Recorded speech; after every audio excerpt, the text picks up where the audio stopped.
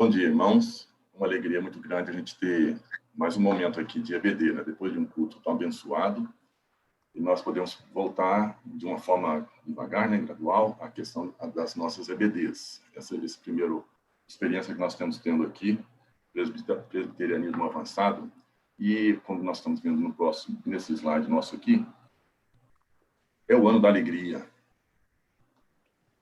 Para muitos pode parecer contraditório, mas para nós que somos crentes em Jesus, nós sabemos que não é.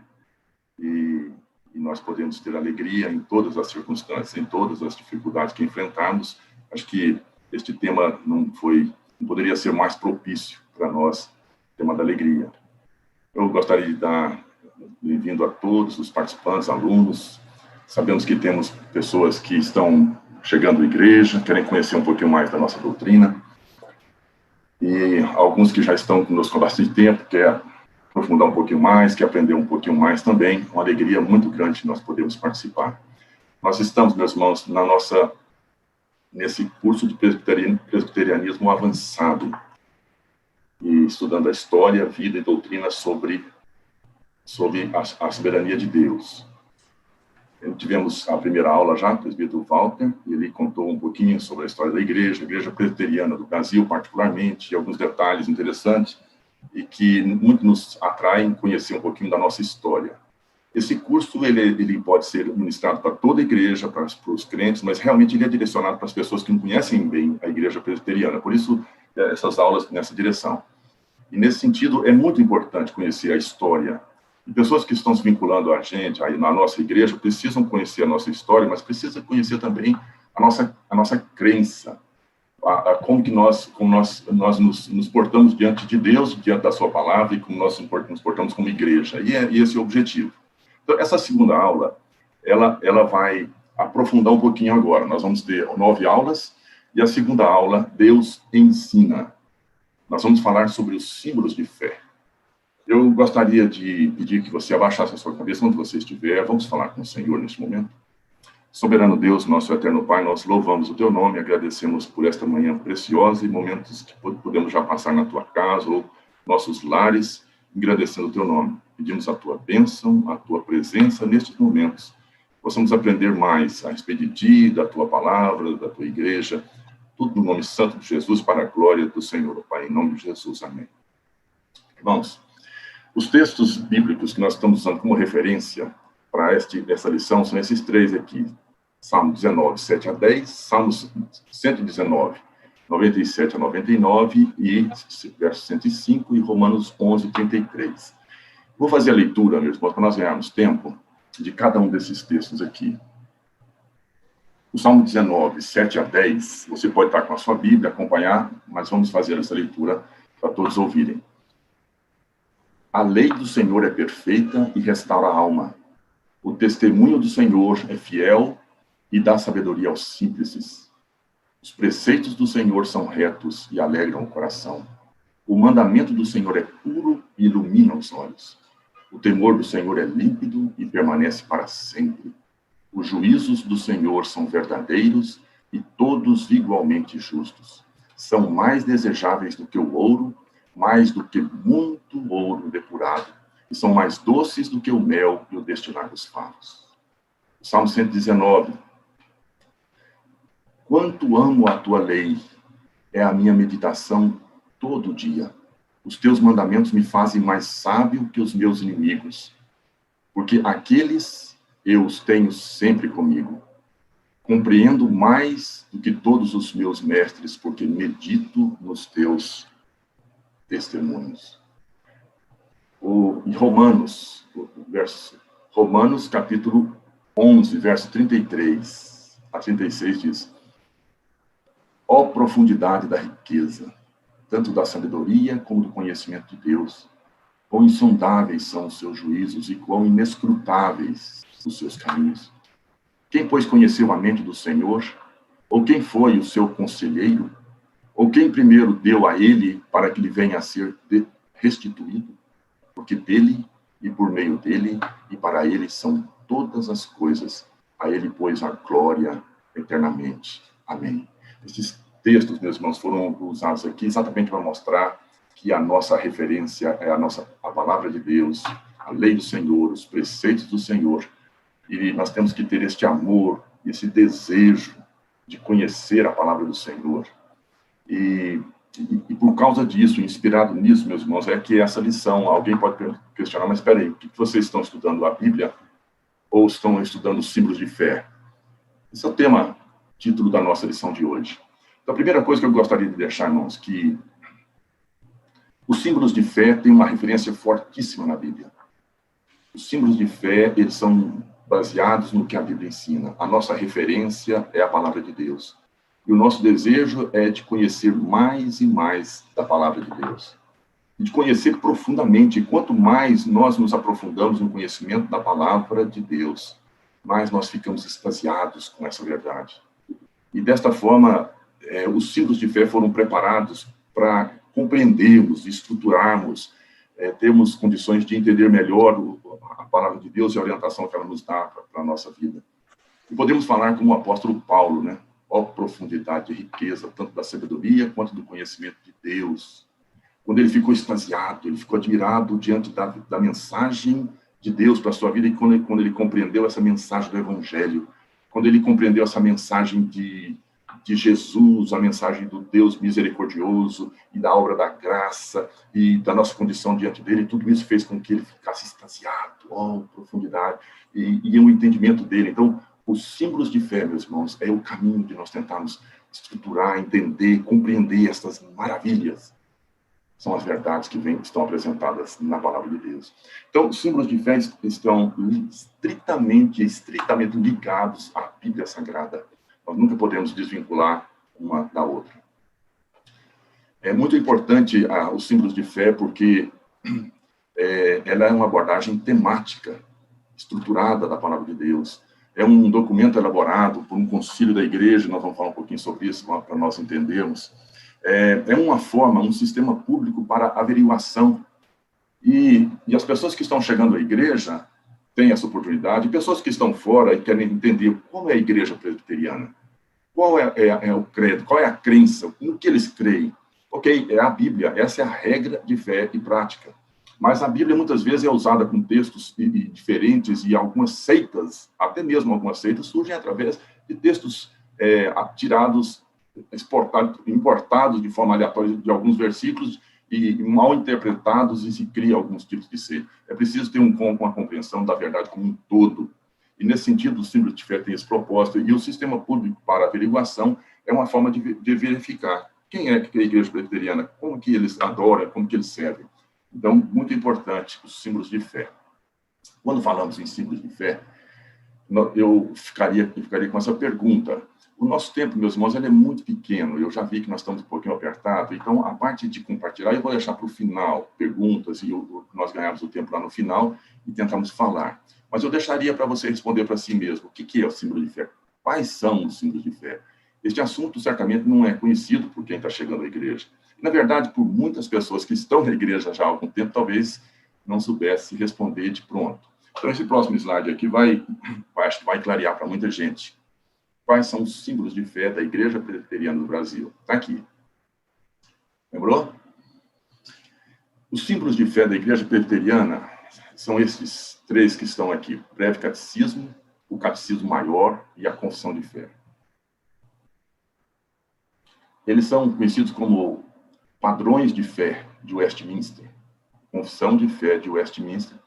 São padrões de Westminster ou padrões presbiterianos. Nós já conhecemos, acabamos de estudar, tivemos a oportunidade de ver isso lá na primeira parte do nosso culto com as crianças, e temos acompanhado isso no nosso boletim. O breve catecismo está sendo estudado pela igreja. Já estamos estudando lá na pergunta, se não me engano, foi a 36 hoje. Breve catecismo. Mas nós temos também o catecismo maior e a confissão de fé. Então, o objetivo hoje é nós falarmos um pouquinho deste assunto aqui.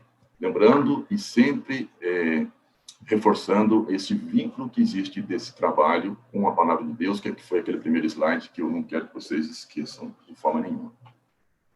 Meus irmãos, antes de partir para discutir esses aqui, é só saber que existem vários documentos confessionais reformados.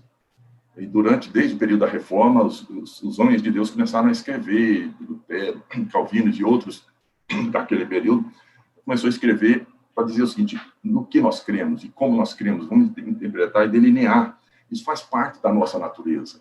Nós queremos entender como que é nossa forma de crer. A Bíblia ensina sobre verdades importantíssimas. Qual a nossa compreensão desse todo, dessa mensagem da Bíblia, desde o Gênesis até o Apocalipse? Qual o entendimento? Então, em 1537, Catecismo e Confissão de Fé de Genebra, eu vou citando rápido aqui, essa Confissão de Fé da Guanabara, uma história até bonita para quem quiser ler, que foi aqui no Brasil, quando vieram calvinistas para o Brasil, até chamado mesmo por lideranças aqui do Brasil, e que teve um desfecho muito trágico, mas eles, antes de serem mortos e de serem expulsos, eles escreveram uma confissão de fé. A confissão galicana, a confissão escocesa, a confissão belga, tem algumas que se destacaram um pouquinho mais do que as outras em termos de conhecimento e uso, e algumas delas com muita utilidade hoje também, mesmo assim. A confissão belga teve muita influência. Em 1563, o Catecismo de Heidelberg é um catecismo muito conhecido e muito utilizado hoje. A segunda confissão helvética, em 1571, os 39 artigos da Igreja Anglicana. E em 1619, o cânones de Dort, também muito utilizado aqui, falando da soberania de Deus, da eleição, da perseverança dos santos, da obra de Cristo, cânones de Dort. Mas em 1647, e olha só, irmãos, isso aqui como que um desfecho. É claro que outros continuaram escrevendo alguma coisa, mas em termos de grande, em termos de vultuoso, em termos de expressão no mundo, aqui foi um desfecho.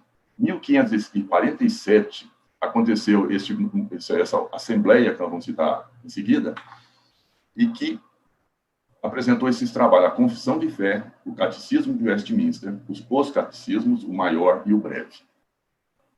Quando nós falamos desses documentos, meus irmãos, nós levantamos algumas perguntas, né?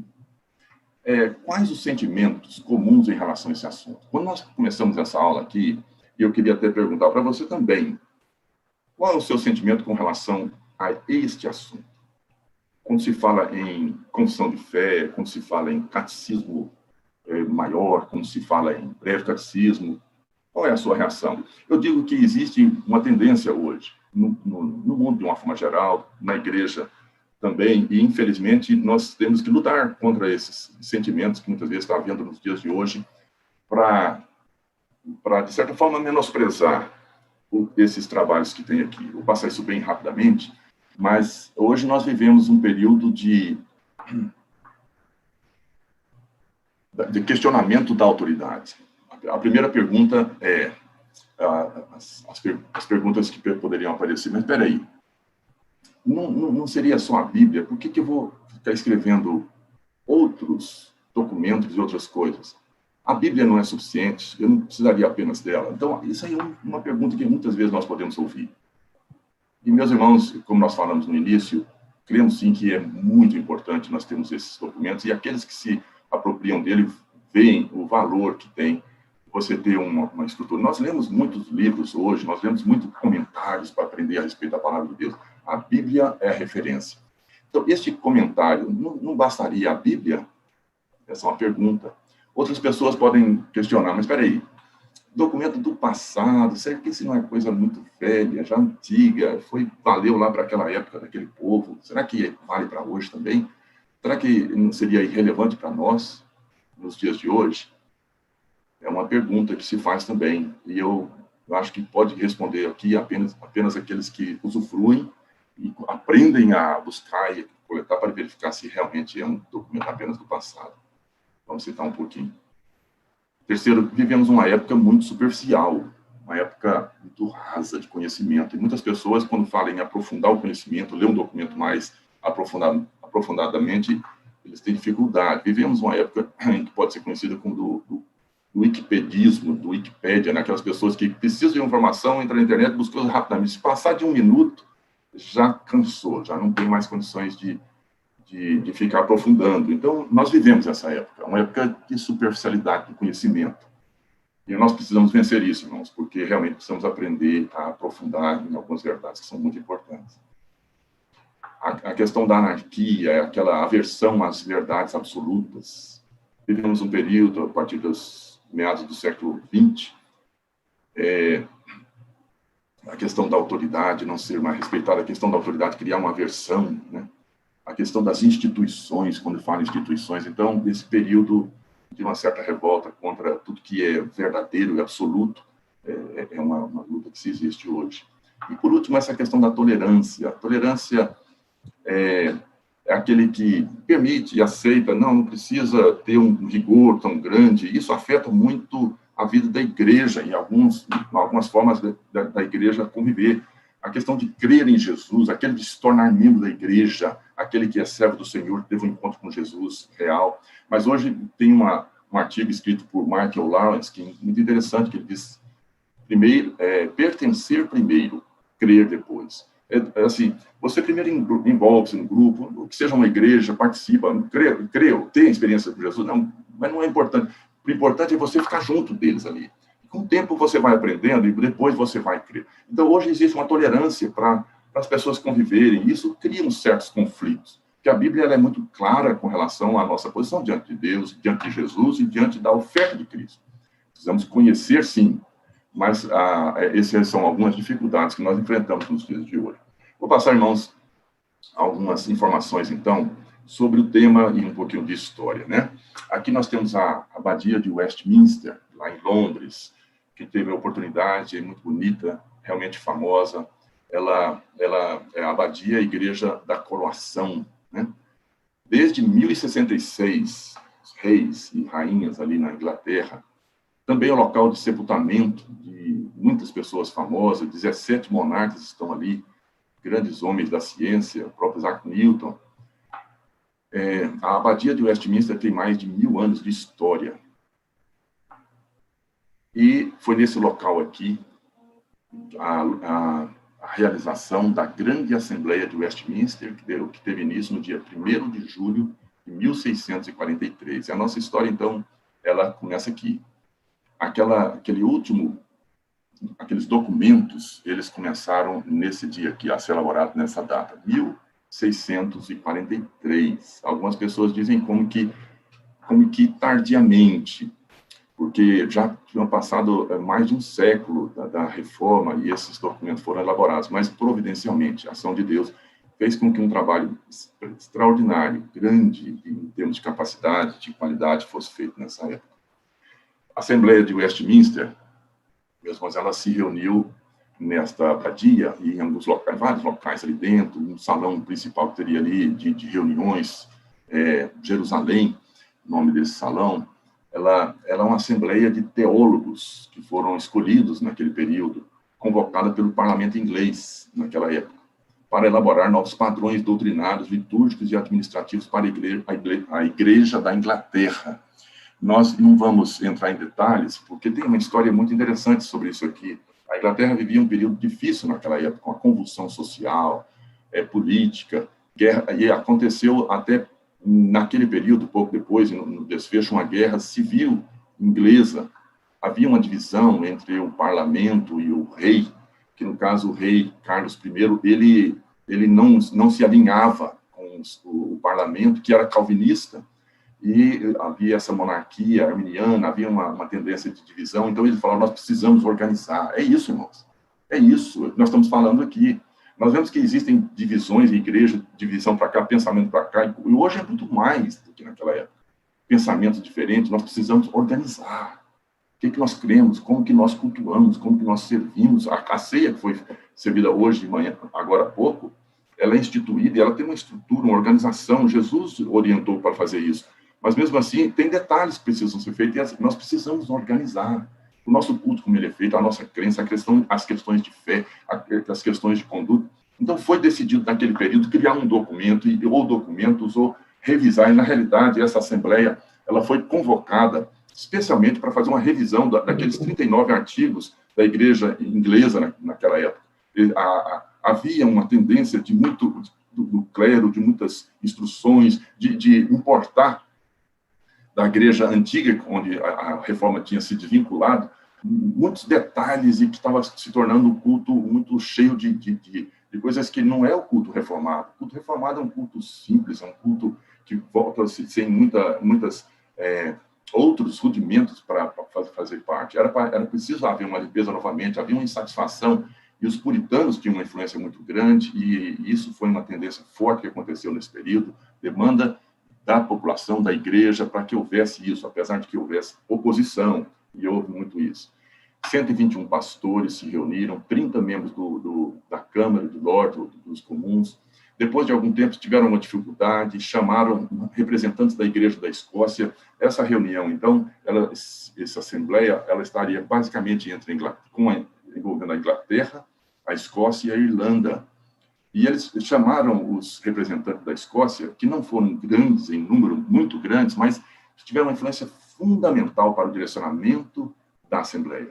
E que os escoceses, de linha fortemente presbiteriana, eles tiveram essa tendência de levar a Assembleia, o seu entendimento, e por isso mesmo ela foi uma Assembleia e os seus documentos muito direcionados para o princípio. Primeiro, o princípio calvinista, e, em segundo lugar, para o pensamento presbiteriano, como nós conhecemos hoje, com alguns detalhes. Meus irmãos, os trabalhos foram grandes, a elaboração de grandes documentos de consolidação da fé reformada. E, como nós falamos, eles tiveram a intenção inicial de examinar e reformar os 39 artigos da Igreja da Inglaterra. Mas vários documentos importantes nas áreas doutrinárias, faltam essas aqui, áreas doutrinária, melhor dizendo, tem 3 coisas, né? Áreas doutrinária, litúrgica e administrativa. Então, a vida da igreja acabou se tornando conhecido como padrões presbiterianos. Eu estou citando para vocês conhecerem os documentos que foram elaborados nessa Assembleia. O Diretório do Culto Público a Deus, a forma de governo eclesiástico e ordenação, a Confissão de Fé, que faz parte dessa nossa aula de hoje, Catecismo Maior, o Breve Catecismo e o Saltério. 1, 2, 3, 4, 5, 6 documentos. A vida da igreja, até a própria forma de louvor, que é o Saltério, a questão do governo da igreja, e certamente tinha dificuldades, divisões, que quem estuda isso aqui vai verificar como se procedeu e o caminho que os documentos foram elaborados. Então, meus irmãos, como falamos, ele tem um princípio calvinista, bem claro. Tem essa perspectiva agostiniana, porque a reforma foi muito em princípios de Agostinho, que já tinha uma visão naquele período da sua história, muito antes, da depravação total, eleição da graça, a suficiência, a eleição da graça suficiente de Deus na salvação, ou seja, a nossa condição, a ação de Deus, a soberania de Deus e a questão da eleição que nós entendemos hoje, estudamos. Isso, contrariamente aos ensinos que haviam e que já havia naquela época, antigas, heresia pelagiana, a questão do arminianismo, a questão de ensinos que já haviam naquele período e que precisavam ser firmada dentro da igreja. Meus irmãos, vamos falar então, começar aqui pelo nosso primeiro deles. Temos os 3 documentos. Primeiro é o Breve Catecismo, bastante conhecido nosso, né? Nós já estamos estudando. Só para dizer para os irmãos que esses 3 documentos, eles foram extremamente usados. Então, quando se fala em catecismo é um documento para se catequizar. Palavra que não é muito usada no nosso meio, mas tem esse caráter de ensino. Muitas vezes, numa forma oral que era feita, mas ela tem esse caráter de ensinar. Então, inculcar, né, que a Bíblia fala, nas pessoas uma verdade, e é o ensino. O catecismo foram 2 catecismos, o Breve Catecismo e o Catecismo Maior. Esses documentos, naqueles 5 anos e meio, quase 6 anos, de 1643 a 1649, eles trabalharam intensamente, a Assembleia, muitos pastores e teólogos estavam estudando ali. Os catecismos, eles não foram inicialmente definidos como 2, eles começaram a elaborar o catecismo, mas depois eles julgaram necessário que se dividisse em dois. Um breve catecismo um pouco menor, um pouco mais simples, e aquela época usado para ensino das crianças, apesar de que hoje nós vemos que tem um ensino tão profundo, tão grande, que ele não pode se dizer que ele é para doutrinar, ensinar as crianças, mas ver que a igreja inteira é beneficiada, e, na verdade, ele é o catecismo que mais se divulgou, que mais se destacou em termos de uso na igreja, de forma muito, muito grande na história da igreja. O breve catecismo, nós temos um exemplo aqui da pergunta 7, o que são os decretos de Deus? Os decretos de Deus são o seu eterno propósito, palavra importante, eterno propósito, segundo o conselho da sua vontade. Conselho da sua vontade de Deus é outro tema doutrinário profundo, pelo qual, para a sua própria glória, só lhe deu glória, a glória de Deus sendo exaltada. Temos vários homens de Deus que escrevem livros e livros falando da glória de Deus. Ele preordenou tudo o que acontece. Deus é soberano, ele preordenou. Veja só que nessas perguntas que estão aqui em respostas, nós temos uma profundidade muito grande. Esse é o breve catecismo, e que nós já temos um conhecimento dele. Essa pergunta que foi feita tem as suas referências, todas as perguntas são referenciadas em textos bíblicos. Neste caso, temos um deles aqui. Fomos predestinados segundo o propósito daquele que faz todas as coisas conforme o conselho da sua vontade. Efésios 1:11.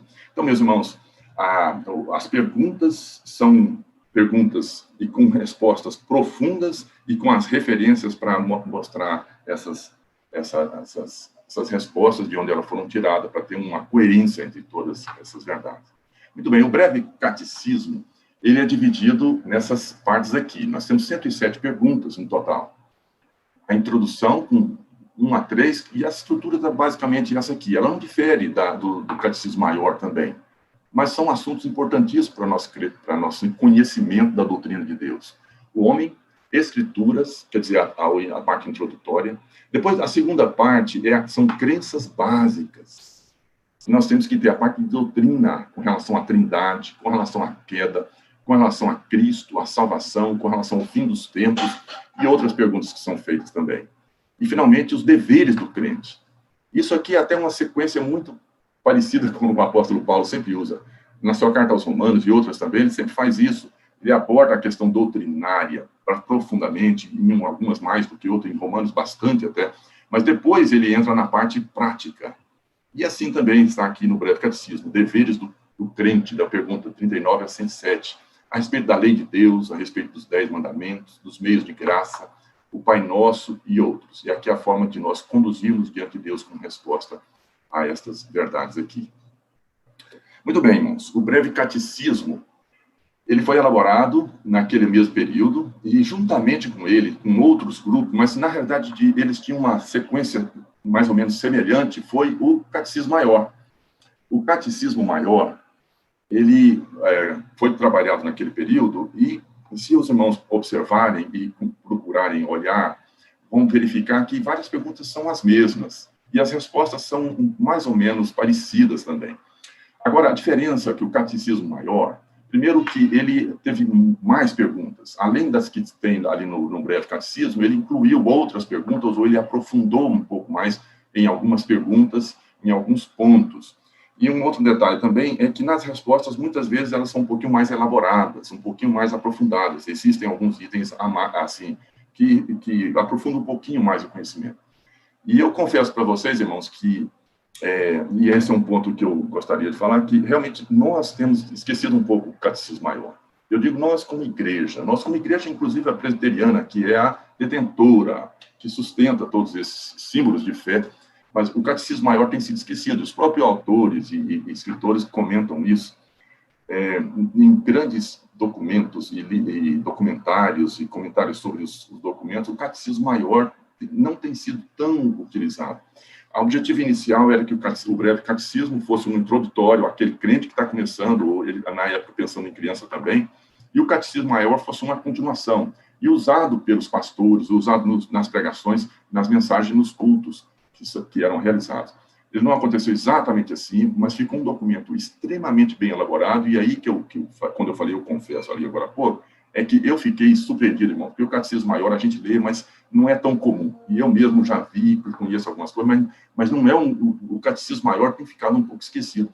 E nessa oportunidade, vendo agora, eu fiquei muito surpreso com a grandiosidade, a preciosidade do Catecismo Maior.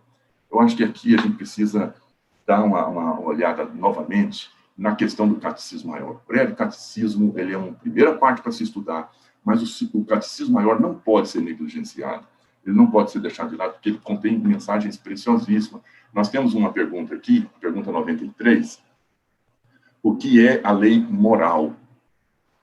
A lei moral é a declaração da vontade de Deus feita ao gênero humano, dirigindo e obrigando todas as pessoas à conformidade e obediência pessoal, perfeita e perpétua a ela, nos apetites e disposições do homem inteiro, alma e corpo, e no cumprimento de todos aqueles deveres de santidade e retidão que se devem a Deus e ao homem, prometendo vida pela obediência e ameaçando com a morte a sua violação. É a pergunta 93 do nosso Catecismo Maior.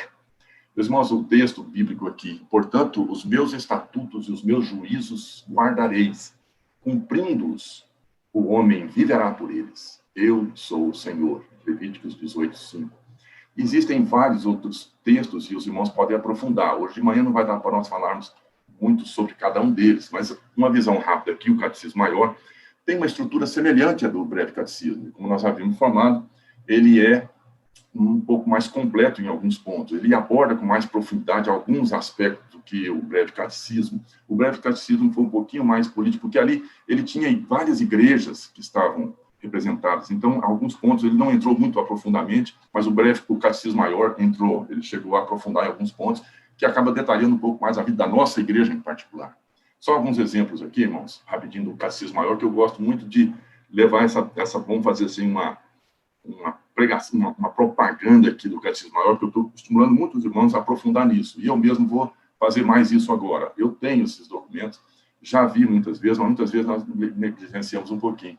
Olha só, quanto ao excelente material para estudo e preparação teológica, podemos citar como exemplo as perguntas 70 a 77, onde apresenta uma excelente declaração das doutrinas reformadas da justificação e santificação. Como exemplo, a pergunta 77. Pergunta 77 é assim: em que difere a justificação da santificação? Qual a diferença de justificação para santificação? Então, aqui, irmãos, diz assim, ó, ainda que a santificação seja inseparavelmente unida à justificação, contudo, elas diferem nisto. Na justificação, Deus imputa a justiça de Cristo. E na santificação, o seu Espírito infunde a graça e dá forças para a exercer. Na justificação, o pecado é perdoado. Na santificação, ele é aquela liberta a todos os crentes, igualmente da ira vingadora de Deus. E isto perfeitamente nesta vida, de modo que eles nunca mais caem na condenação. Esta, quem é a santificação, esta não é igual em todos os crentes, e nesta vida não é perfeita em crente algum, mas vai crescendo para a perfeição. Os diversos textos estão aqui. Então, meus irmãos, mostra esses detalhes e outros que estão ali. Apenas uma comparação de alguns importantes catecismos reformados na questão de ênfase. Vou passar bem rapidinho. O Catecismo Genebrino de Calvino, aqui um que nós citamos lá. Depois o Catecismo de Heidelberg, que é muito importante, muito utilizado, que tem as perguntas sobre a pessoa e obra de Cristo, sobre a lei, sobre a oração, sobre os sacramentos, referência explícita ao Espírito Santo, uso da palavra. Depois uma comparação entre o breve catecismo e o Catecismo Maior. Quantas vezes tem, quantas perguntas tem, qual o percentual que tem, e a gente vê que existe algumas ênfases. O Catecismo Maior, ele se concentrou muito na questão da lei, sobre a lei, sobre várias perguntas sobre esse sentido, e um outro ponto muito que destaca um pouco é a questão da igreja, a forma da igreja, a liturgia, alguns detalhes, que aqui detalham um pouquinho mais do Catecismo Maior. Muito bem, vamos ao terceiro, irmãos, para a gente tentar fechar. A Confissão de Fé de Westminster, A Confissão de Fé de Westminster é extremamente conhecida. De todos esses documentos, esse aqui é o mais conhecido de todos eles. Podemos dizer que ele é o principal documento preparado na Assembleia de Westminster. Ele seria a pérola da Assembleia. Ele é o tesouro de gerações de reformados. Quem não usufruiu dos ensinos da Confissão de Fé? Quantas vezes ela é citada, inclusive hoje na ceia, ela é realmente uma estrutura para princípios de orientação. Vamos dizer que seria a coroação e desfecho das diversas confissões preparadas nos séculos anteriores. E é interessante, irmãos, que a Confissão de Fé foi preparada, realmente, como nós falamos, quase mais de um século depois, e vários outros documentos foram preparados, é como se todos os documentos tivessem sido preparados e a Confissão de Fé foi um desfecho, foi a coroação. E depois dele, ninguém mais falou, não, acabou, não precisamos mais preparar o documento de mais sólido e de conteúdo de conhecimento, seria esse documento aqui, a Confissão de Fé de Westminster.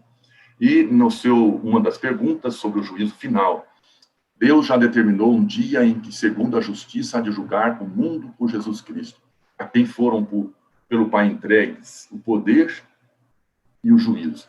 Este dia não somente serão julgados os anjos apóstolos, mas também todas as pessoas que tiverem vivido sobre a terra comparecerão ante o tribunal de Cristo, a fim de darem conta dos seus pensamentos, palavras e obras, e receberem um galardão segundo o que tiverem feito, bom ou mal, estando no corpo.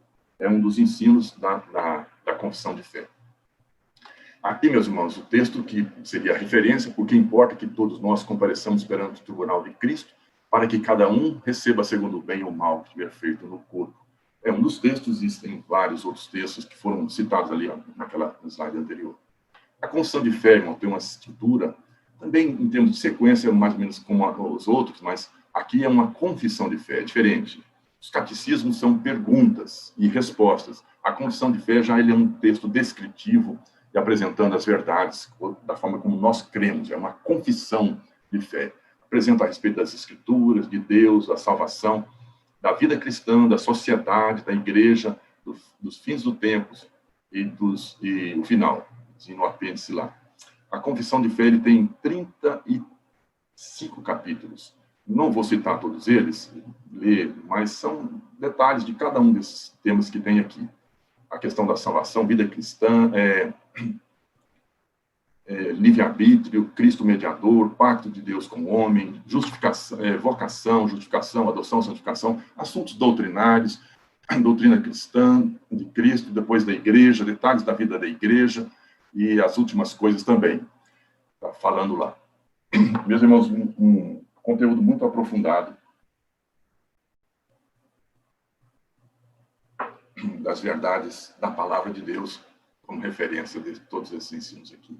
Muito bem, eu vou caminhar para o final, meus irmãos, apresentando o seguinte. Estes são os 3 documentos do nosso símbolo de fé. É claro que foram vários documentos elaborados naquela assembleia, nós citamos lá, mas esses 3 são as referências para nós utilizarmos. A Confissão de Fé é, em primeiro lugar, a que é mais utilizada. O Breve Catecismo também tem sido muito usado e já foi muito, e orientou nações, meus irmãos, países, crianças eram ensinadas, e aquilo inculcava na cabeça das crianças, das pessoas, nos seus lares. Domingo era o dia de se estudar os catecismos, a família se reunia e estudar os catecismos, sentava e ia estudar. O Breve Catecismo foi muito utilizado, o Catecismo Maior foi menos utilizado, mas eu apresentei nessa aula e gostaria de deixar essa ênfase que ele é riquíssimo e não poderia ser tão menos utilizado como foi. Então, fortemente, o Breve Catecismo foi muito mais utilizado. E eu gostaria de apresentar aqui, irmãos, alguma bibliografia. Aqui é uma parte importantíssima que nós temos para conhecer. Os nossos catecismos, eles estão divulgados, tem matéria, a internet também tem divulgação, a nossa igreja presbiteriana tem material, nós podemos ver lá. Agora, uma coisa que aconteceu que é muito, muito rica, mas muito preciosa, extremamente, é que, em cima dos documentos elaborados ali, vários outros escritores começaram a escrever livros e comentários, e nós temos hoje uma quantidade enorme de literatura reformada, mas tudo com princípios que vêm desses documentos que tem aqui.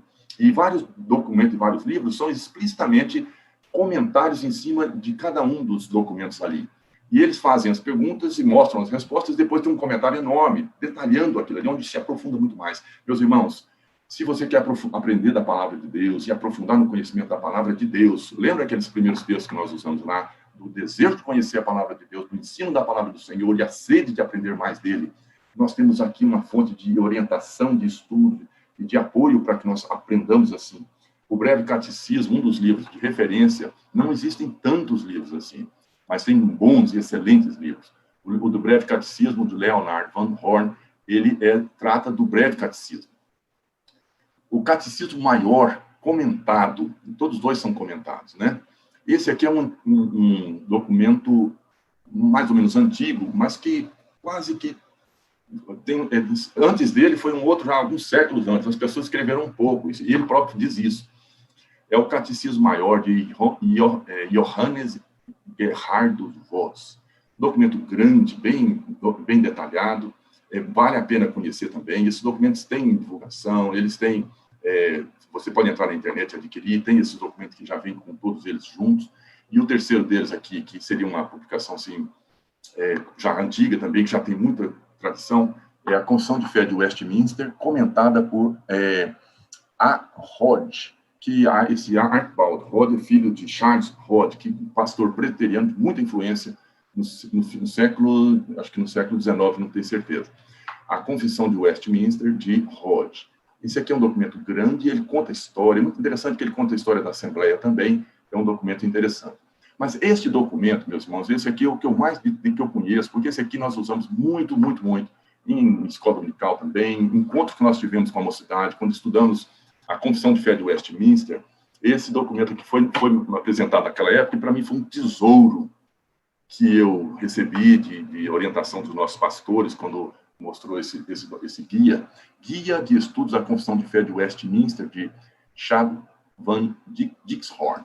Documento muito, muito bom. Meus irmãos, então, olha só, aqui temos a nossa Confissão de Fé, aqui estão as perguntas e as respostas, muito conhecidas, acho que toda a igreja conhece, e esse é o livro que eu estou acabando de apresentar para vocês. Esse guia, podem ver mais ou menos o tamanho dele aqui, ele tem umas 470 páginas, mais ou menos, e ele detalha cada um numa linguagem muito gostosa. Eu achei muito interessante que ele tem uma linguagem muito boa, ele aprofunda o ensino de cada um. Ele pode ser um livro de pesquisa, ele não necessariamente precisa ser um livro que você pega do início até o final, mas é um livro que você está procurando algum assunto, quer saber sobre uma verdade, vê lá na Confissão de Fé, vê nos catecismos, sobre aquele tema em particular, e vê qual a resposta, e tem esse ensino aqui. Então, meus irmãos, aspectos motivacionais. Por que nós estudarmos isso? Eu vou só listar, irmãos, eu não vou comentar para nós fecharmos a nossa lição. O retorno pelo interesse pelos ensinos teológicos da fé reformada. A gente vê isso no mundo, em várias igrejas, em grandes movimentos, esse interesse em conhecer mais da palavra de Deus e nutrir dessa verdade genuína. O amor pela palavra de Deus leva-nos a procurar conhecê-lo profundamente. Os símbolos de fé fornecem grande apoio neste santo propósito. Eu estimulo aos irmãos a se aproveitarem disso. E aqueles que estão chegando à nossa igreja, a conhecerem a nossa cara, como que nós somos, como que a igreja crê, a palavra de Deus e os símbolos de fé para orientar. Assim como nos dias de Josias, quando houve uma redescoberta da lei de Deus e houve profundo quebrantamento nacional, esperamos também redescobrir grandes tesouros produzidos por homens do passado, como esses documentos que foram elaborados aqui. Eu cito um autor aqui, a A.W. Pink, que as suas obras foram descobertas de forma mundial, apesar que ele tinha divulgação grande na região dele, na igreja, mas de forma mundial somente após a sua morte. Então, algumas descobertas que são feitas muito depois, e algumas vezes, alguns documentos ficam esquecidos, e vão deixando e vão passando. Eu diria que algumas vezes, alguns documentos acontecem isso. A nossa igreja, inclusive, em alguns locais, acaba cometendo esse erro. Precisamos redescobrir grandes tesouros que temos no passado. A Confissão de Fé de Westminster e os catecismos fornecem ao indivíduo um padrão bíblico para seguir com segurança, para filtrar os milhares de sermões que chegam aos nossos ouvidos, para filtrar os livros que atravessam os nossos caminhos e também uma fonte de consolação na velhice. Neles há tudo para a meditação. Neles há tudo para a meditação cristã. Através dele, o que nós temos que ter do lado é a Bíblia, porque o tempo todo ele está chamando a Bíblia ali. Meditação através desses livros é muito interessante. Aspectos motivacionais sobre o Catecismo Maior. Eu estou hoje dando uma ênfase para dar um chamadazinho aqui para ter curiosidade de conhecer um pouquinho mais do Catecismo Maior.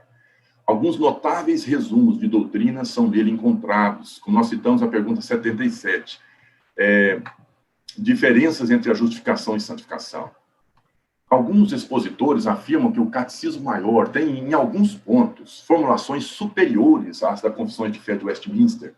Por exemplo, com relação ao Pacto da Graça, as perguntas 30 a 32, versus o capítulo 7 da seção 3 da Confissão de Fé. O Catecismo Maior tem essa característica de detalhar, em alguns dizem que foi feito muito bem, em alguns pontos nós precisamos aproveitar disso. A exposição dos 10 mandamentos, particularmente completa e rica. A apresentação de modo mais pleno e completo a doutrina da Igreja. Ele é um resumo pleno, equilibrado e edificante da fé evangélica, sobretudo útil e valioso para o crente na medida em que progride no conhecimento da verdade de Deus. Meus irmãos, último slide. Nós temos, então, os nossos símbolos de fé. Quem não sabia quais eram os nossos símbolos de fé, o breve catecismo, o catecismo maior e a nossa confissão de fé. E nós temos que ser gratos a Deus pela providência divina de providenciar documentos tão preciosos, e usando homens e pastores e a igreja para isso. Será que os símbolos de fé são ferramentas apenas para pastores, seminaristas, professores de escola local? Definitivamente não. O próprio nome, catecismo, indica que é um instrumento de aprendizado e todos os crentes devem se utilizar dos mesmos. Será que não existem outros recursos mais atuais e mais simples? Certamente, existe uma literatura muito mais abrangente nos dias de hoje. No entanto, a qualidade dos documentos dos símbolos de fé tem se mantido imbatível. Além disso, vários documentos têm sido preparados como comentários ou explicações dos termos, enriquecendo o aprendizado. Finalmente, a sobriedade e precisão nas interpretações e conceituações do ensino teológico bíblico dá-nos segurança de beber de uma fonte confiável. Meus irmãos, essa era a aula, nós avançamos um pouquinho, e eu gostaria de agradecer. Eu deixo aberto aqui, se os irmãos tiverem pergunta. Eu, quando da apresentação, não tive condições de acompanhar perguntas que foram feitas, tá? Pelo escrito, posso ver aqui. Mas deixaria aberto se alguém tem alguma pergunta, e nós podemos discutir. O assunto é extenso, ele é rico, e nós poderíamos avançar bastante, mas outras oportunidades também. Temos de aula, nós fechamos. Temos alguém que quer alguma pergunta, algum posicionamento? Se alguém tiver alguma pergunta, Heber, é só abrir o microfone e falar, tá? Isso, é só se abrir. É como se fosse uma reunião que você faz, nós temos feito muito, né? Lá nas reuniões no Zoom. Alguém tem alguma pergunta? Se não, meus irmãos, alguém está pedindo? Como vai? Sim. Tudo bem, presbítero? O Diogo. Oi, Diogo. Como vai? Tudo bem? Dia. Tudo bem. Uma dúvida. No início da caminhada cristã, é mais interessante a gente começar pela leitura bíblica e, ao finalizar ela, conhecer mais sobre esses livros e fazer essa leitura, ou a gente pode conciliar os dois? Qual é mais? Você disse, no início, você está dizendo uma pessoa que se converte agora? Isso. É isso? Eu digo o seguinte, não acho interessante, quer dizer, a pessoa pode começar com o catecismo. A Bíblia é a referência, não tem dúvida nenhuma. Mas mesmo a Bíblia, nós orientamos que as pessoas, ao lerem a Bíblia, já comecem em alguns livros um pouco mais fáceis de entender, como o Evangelho de João, e que mostra a mensagem salvadora de Cristo de imediato. A Bíblia como um todo deve ser lida pelo novo crente que se converteu há pouco tempo, que está começando a aprender. Literatura sempre é muito importante. As nossas classes de escola dominical têm uma gradação que as pessoas podem ir aprendendo e aprofundando. Agora, vai depender muito do perfil deste novo crente. Porque eu conheço algumas pessoas que se converteram há pouco tempo, e que teve uma conversão e um interesse, um desejo tão grande, que a Bíblia se tornou beber da palavra de Deus. A Bíblia é a fonte, não tem dúvida nenhuma. Mas podem até surgir dúvidas na pessoa que está lendo ali. E tem algumas perguntas. Muitas vezes pode-se usar esses livros como referência para tirar dúvidas. Isso é uma forma muito útil de se utilizar também.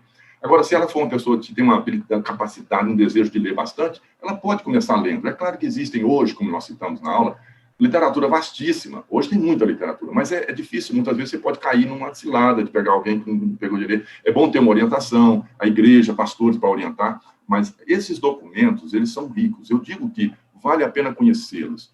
Vale a pena dar uma olhada para conhecer mais. Pode ir olhando por enquanto na internet, perguntas específicas. Uma coisa é certa, se vem desses documentos, tem um princípio bíblico seguro, como foi citado aqui.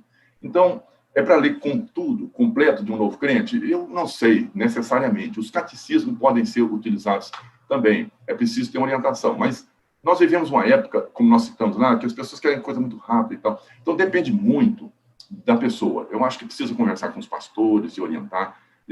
Depende do perfil. No meu caso, por exemplo, eu gosto muito de ler. Tem outros que gostam. Eu acho que seria útil para mim, se eu tivesse me convertendo agora, de pegar e já começar a ler e aprender. Tem pessoas que estão chegando na igreja, que já têm muita experiência em ler, conhecem, mas eu quero conhecer a igreja presbiteriana mais profundamente. Quero conhecer. Está aqui. A Bíblia é referência, fé e prática. Mas esses documentos dão referência de nossa crença. Então, vale a pena olhar. Quem quer conhecer, quer escolher uma igreja, vale a pena olhar. Entendi. Obrigado. Heber. Oi. É Silvia Maria. Oi, Silvia Maria. Heber, você poderia projetar novamente somente o último slide do Catecismo Maior, porque eu estou fotografando e perdi. Fazendo favor.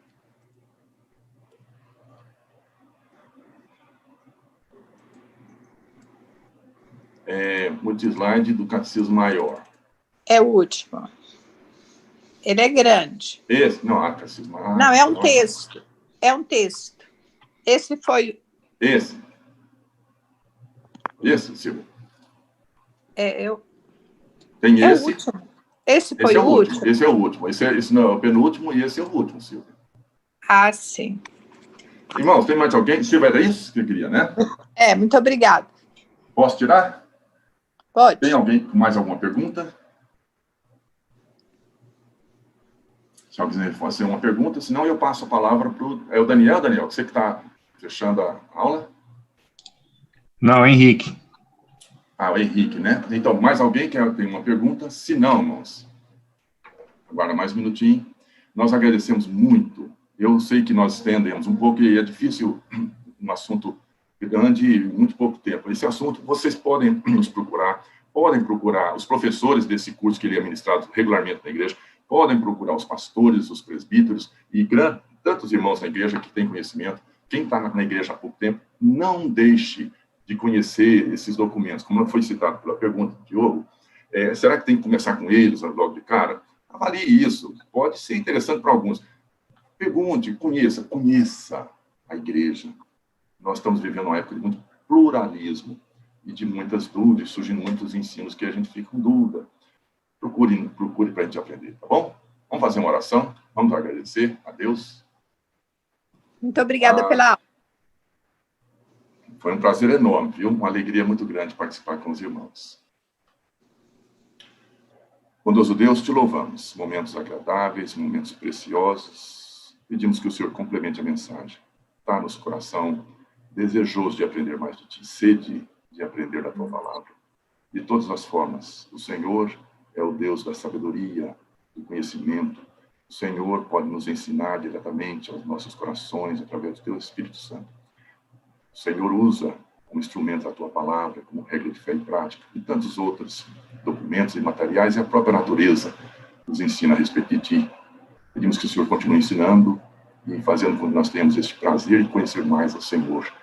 No nome santo de Jesus. Amém. Muito bem. Fechamos aqui. Eu perdi quem vai fechar o... Falei o nome. Quem vai fechar? Sou eu, Henrique. Henrique, por favor, com a palavra. Irmãos, alguém tem algum questionamento, alguma sugestão para melhorar a aula, algum tipo de situação? É bom a gente sempre ter... Tem o chat. O chat ele fica aberto, né, para os irmãos comentarem, perguntarem. Sempre haverá um moderador na aula, né, para quem é a primeira vez aí. Eu não pude no começo falar, mas sempre tem um moderador na sala que ele capta essas informações no chat e leva para o professor, às vezes, dirimir no meio ou no final da aula. Então, nas próximas aulas, que quem participar pode estar utilizando o chat para poder fazer as perguntas, até para não... Porque às vezes a gente fica com medo de interromper o professor, né? Então, assim, faz a pergunta no chat e aí a gente leva para ele no final, ou se for pertinente ao assunto que ele está tratando no momento, a gente coloca para ele. Ok, obrigada. Tá bom? Irmãos, bom domingo para todos, tá? A igreja agradece. Até mais. Deu o print que o pastor pede. Eu já dei. Bom dia. Bom dia, irmãos. Deus abençoe. Uma alegria Amém. participar com vocês. Tchau, tchau. Tchau. Tchau. Um só rebanho, Nossa, Deus abençoe. Uma alegria. Amém. Participar com vocês. Tchau, tchau. Tchau, tchau. Tchau.